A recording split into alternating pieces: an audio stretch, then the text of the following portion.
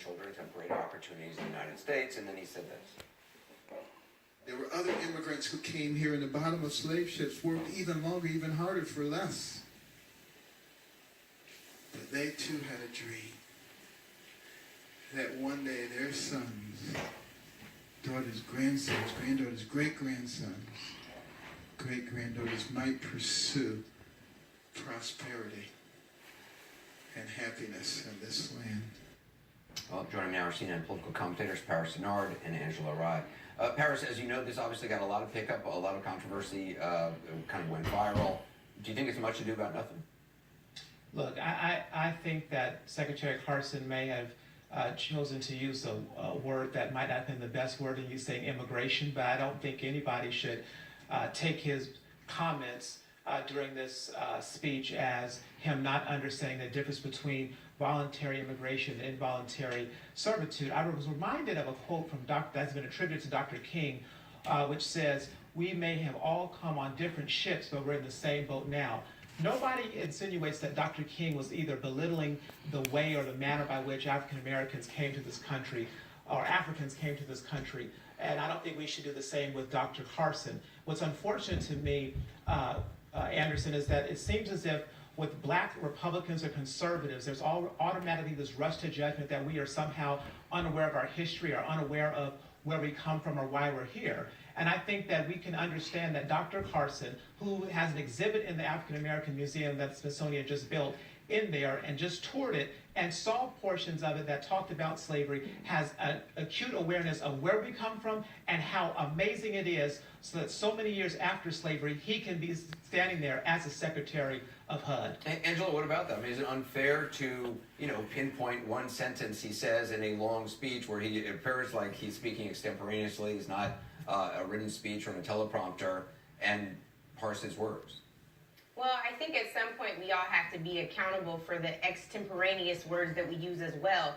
Ben Carson said that black people worked for less. Well, I have breaking news for Ben Carson today, and that is, you can't see it on my shirt, Anderson, but it says we built this joint for free. We didn't build it for less. I would also tell him that I believe that Kunta Kinte had no longing, no deep desire to one day become Toby in this country. His identity was stolen from him, and he was brought here involuntarily. Now, whether they had dreams and hopes for their children who may have been born slaves and then became free one day, maybe that is in fact the case. In fact, I would hope that it was the case.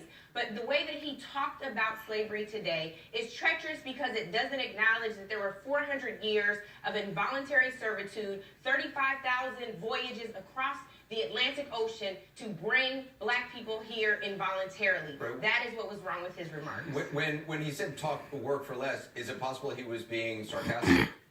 Do you think it's a good idea to be sarcastic about slavery? Well, what I think doesn't matter, but yeah. It matters to me, Anderson. Well, you know what, I think Anderson, it's an I will important tell point you. to dialogue. Paris, just really quickly, I think it's an important point for us to dialogue about. I don't think that it behooves anyone. It's not in anyone's interest, whether we're in Black History Month or now Women's History Month, to talk about slavery in a sarcastic manner. Paris? Anderson, I think what's important is that the room that was there, the Secretary received numerous standing ovations, and then after it was over, after the remarks, nobody had an issue with what he said. Matter of fact, the last question that was actually a comment to him was, "Sir, I actually was nervous about you coming and being the Secretary of Education." I'm paraphrasing, and the woman ended by saying, He's "But I just HUD, have Paris. a Secretary of HUD, Secretary of HUD." She said, "But I am confident in your abilities now. I'm at peace. I know that you're going to do a good job." So I do think it's a lot of much ado about nothing, because the people in the room understood where he was coming from, understood what he was saying, and they swarmed him. Over 100 people stood in line to take pictures and meet him after these remarks. And so it was only after this report came out in the media which made it this big to-do about nothing. And I think that the unfortunate thing is that you can take elements of the media and totally miss the moment that the people in the room saw, heard, and were proud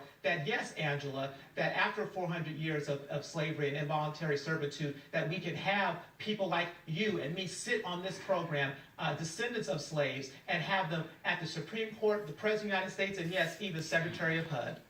Well, Paris, I appreciate everything you said. In fact, I just learned last week that I originate from a slave from Senegal whose name was Marie. And I just can tell you that humbling moment where I found that out on the plane thanks to some people doing genealogical research. I cannot tell you how this moment struck me, particularly in this administration, where so many things about Black history, including our last Black president, have been trivialized. In fact, maybe I would just throw this away as a mistake, and maybe he just had a gap in his judgment and a gap in his memory. But he has also compared Obamacare to slavery. This is an analogy that Ben Carson tosses around, and I think that he may have some severe misunderstandings about what American slavery really was and how it impacted lives, including those of us who sit here today. All right. Well, we're unfortunately out of time, but I appreciate both your perspectives. Angela, thank you. Paris Bernard, as always. Just ahead, the scandal that is now